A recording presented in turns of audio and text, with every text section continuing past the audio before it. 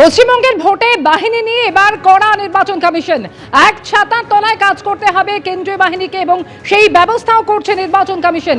এই নিয়ে কথা বলবো অতনু হালদার নিউজ রুমে আমাদের সঙ্গে রয়েছেন। অতনু, এক্ষেত্রে ঠিক কি পদক্ষেপ করা হচ্ছে?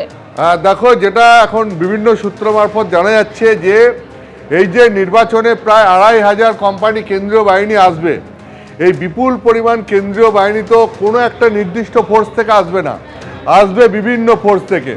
কিছু আসবে সিআরপিএফ থেকে, কিছু আসবে বিএসএফ থেকে, কিছু আসবে সিআইএসএফ থেকে। এই রকম যে বিভিন্ন কেন্দ্রীয় বাহিনী রয়েছে, এই বিভিন্ন কেন্দ্রীয় বাহিনী থেকে এই কেন্দ্রীয় বাহিনী সেটা রাজ্যে আসবে। এখন এই সমস্ত কেন্দ্রীয় বাহিনী যারা নিজে নিজে ফিল্ডে আলাদা আলাদাভাবে কাজ করে, কিন্তু তারা রাজ্যে আসার পর তাদেরকে যাতে সংঘবদ্ধভাবে কাজে লাগানো যায় তার জন্য বিশেষ ব্যবস্থা নিচ্ছে জাতীয় নির্বাচন কমিশন। এবং এই কারণে একজন করে ডিস্ট্রিক্ট ফোর্স কোঅর্ডিনেটর তৈরি করা হবে, যে ডিস্ট্রিক্ট ফোর্স কোঅর্ডিনেটরের মাধ্যমে এই সমস্ত কেন্দ্রীয় বাহিনী কাজ করবে। অর্থাৎ জেলা ভিত্তিক এই সমস্ত কেন্দ্রীয় বাহিনী যাতে একটা ছাতার তলায় কাজ করতে পারে তার ব্যবস্থা নেওয়া হচ্ছে এবার। মানে কি, যদি সিআইএসএফ, সিআরপিএফ, বিএসএফ বা এরকম আরও যে সমস্ত বাহিনী থেকে বিভিন্ন কোম্পানি ফোর্স আসবে, তারা যাতে নিজেদের মধ্যে কাজ করতে গিয়ে কোনো সমস্যায় না পড়ে বা তাদের নিজেদের মধ্যে কাজ করতে যাতে কোনো সমস্যা না হয়, তার জন্য তারা একজন মাত্র ডিস্ট্রিক্ট ফোর্স কোঅর্ডিনেটরের মাধ্যমে কাজ করবে। এবং এই সমন্বয়ের বার্তা দিতে এই সমস্ত কেন্দ্রীয় বাহিনীর যে যারা এখানে আসবেন, সেই সমস্ত কেন্দ্রীয় বাহিনীর ডিজিরা ভোটের আগে রাজ্যে আসবেন, নিজেরা বৈঠক করবেন, করে পুরো বাহিনীকে বার্তা দেবেন যে এই সমস্ত কেন্দ্রীয় বাহিনীকে এখানে এক ছাতার তলায় একসঙ্গে কাজ করতে হবে। অর্থাৎ বিএসএফ আর সিআরপিএফ যাতে একসঙ্গে বা সিআরপিএফ আর সিআইএসএফ যাতে একসঙ্গে কাজ করতে পারে সেই বার্তাটা দেওয়া হবে, যে কেন্দ্রীয় বাহিনী নিজেদের মধ্যে যাতে কোনো সমস্যা না হয়। এবং সেই কারণে এই সমস্ত কেন্দ্রীয় বাহিনী ডিজিরা এসে নিজেরা মিটিং করে রাজ্যে এই পুরো কেন্দ্রীয় বাহিনীকে এই বার্তা দেবেন।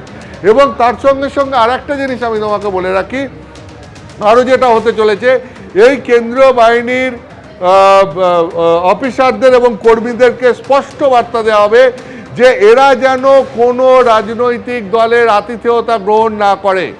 অর্থাৎ এই সমস্ত কেন্দ্রীয় বাহিনীর থাকা খাওয়ার ব্যবস্থা নির্বাচন কমিশনকে এবার এমনভাবে করতে হবে বা প্রশাসনকে এমনভাবে করতে হবে যাতে এই সমস্ত কেন্দ্রীয় বাহিনীকে অন্য কারোর ওপর ভরসা না করতে হয়। এবং একই সঙ্গে কেন্দ্রীয় বাহিনীর কাছেও এই বার্তা পৌঁছে দেওয়া হবে যে তারা যেন কোনোভাবেই কোনো রাজনৈতিক দলের কাছ থেকে কোনো রকম আতিথেয়তা না নেন এবং তাদেরকে যাতে ঠিকঠাক করে সার্ভিলেন্সে কাজে লাগানো যায় তার জন্য এবার নির্বাচন কমিশন এবং একই সঙ্গে কেন্দ্রীয় স্বরাষ্ট্র মন্ত্রক বিশেষ ব্যবস্থা নিচ্ছে বলে জানা যাচ্ছে। একেবারে কেন্দ্রীয় বাহিনী নিয়ে কড়া পদক্ষেপের পথে নির্বাচন কমিশন। ডিএ নিয়ে পথে সংগ্রামী যৌথ মঞ্চ, বকেয়া ডিএ মিটিয়ে দিতে হবে এই দাবিতে সংগ্রামী যৌথ মঞ্চের আন্দোলন চলছে। ডিএ নিয়ে আজকে তারা ফের পথে নামবেন। বকেয়া ডিএর দাবিতে আজকে ফের পথে সংগ্রামী যৌথ মঞ্চের সদস্যরা। ক্যানিং পূর্বের বিধায়ক শওকত মোল্লা, তাকে এবার ভাঙড় থেকে প্রার্থী করা হয়েছে। আর সেই কারণেই বিক্ষুব্ধ দলের একাংশ, কর্মীদের একাংশ, তারা বিক্ষোভ দেখান। গতকাল রাতেও আপনাদের দেখিয়েছি জীবনতলায় সেই বিক্ষোভ দেখানো হয় এবং এরপর শওকত মোল্লার বাড়ির সামনেও বিক্ষোভ দেখান তারা। শওকতকে ফের ক্যানিং পূর্ব থেকেই প্রার্থী করতে হবে এই দাবি তুলেছে দলীয় কর্মীদের একাংশ। তৃণমূল প্রার্থী বাহারুল ইসলামকে বহিরাগত বলে বিক্ষোভ শুরু হয়েছে।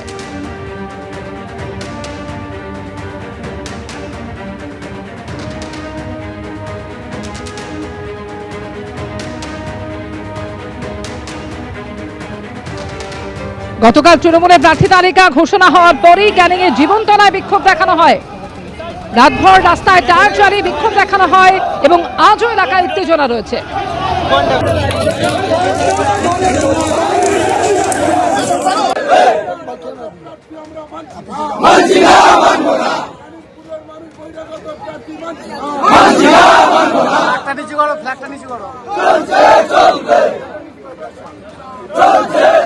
ভাঙড়ে এসে বহিরাগত না হয় তাহলে বাহারুল কিভাবে বহিরাগত হচ্ছে? এটা তো প্রথম প্রশ্ন হওয়া উচিত। এই এই এই নাটকটা শওকত মোল্লা করছে। যখন ক্যান্ডিডেট ঘোষণা হয়ে গেছে, শওকত মোল্লা দেখছে ভাঙড়ে হার নিশ্চিত জেনে অফিসে বসে কান্নাকাটি করছে, আর দলের লোকেদের বলে দিয়েছে তোরা বিক্ষোভ কর, হ্যাঁ, আমি যাতে ফের ক্যানিংয়ে ফিরে আসি। করছে, দলে দলে হচ্ছে, এটা সারা রাজ্যব্যাপী হচ্ছে। ক্যানিং ভাঙড় তো দূরে যাক, সব জায়গায় হচ্ছে। আর আমি আবার বলছি, শওকত মোল্লা ঘরে বসে কান্নাকাটি করছে প্রচণ্ডভাবে, আমরা খবর পাচ্ছি প্রচণ্ডভাবে কান্নাকাটি করছে। তার মানে যাতে ভাঙড়টা আমার সরিয়ে ক্যানিংয়ে দেওয়া। নওশাদ সিদ্দিকী লক্ষাধিক ভোটে জিতবে, শওকত মোল্লা এটা জেনে গেছে। তার সাথে মানুষ নেই, তার সাথে কোনো জনগণ নেই। যে কটা নেতা যারা করে কেমনে খায় সেই কটাই আছে। ভোটের মুখে ভাঙড়ে তৃণমূলের অস্বস্তি কি ক্রমেই বাড়ছে। তার কারণ এবার কাইসার আহমেদ আরাবুলের পাশে দাঁড়িয়ে তিনি নিশানা করলেন শওকত মোল্লাকে, এবং শওকত মোল্লার সঙ্গে বিজেপির যোগাযোগ রয়েছে বলেও অভিযোগ করেছেন তিনি। আমার অবস্থান কি 19 তারিখের মধ্যে জানিয়ে দেব, দলীয় প্রার্থীকেই আক্রমণে তৃণমূল নেতা কাইসার আহমেদ।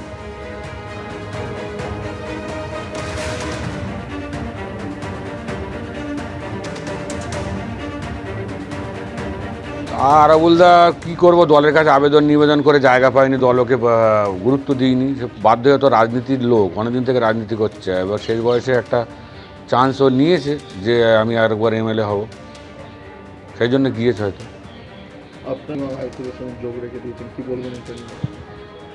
শওকত তো বিজেপির সাথে যোগাযোগ রেখে দিয়েছিল।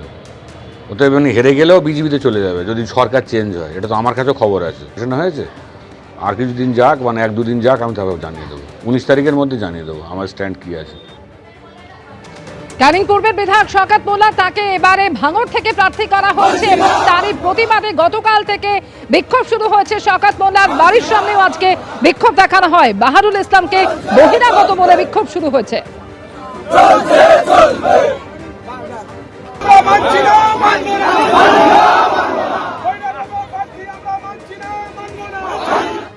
নেত্রী, সর্বভারতীয় নেত্রী আমাদের দিদি মমতা বন্দ্যোপাধ্যায় এবং আমার প্রিয় দাদা নেতা সর্বভারতীয় সাধারণ সম্পাদক অভিষেক বন্দ্যোপাধ্যায়, তাঁরাই প্রার্থী ঠিক করেছেন।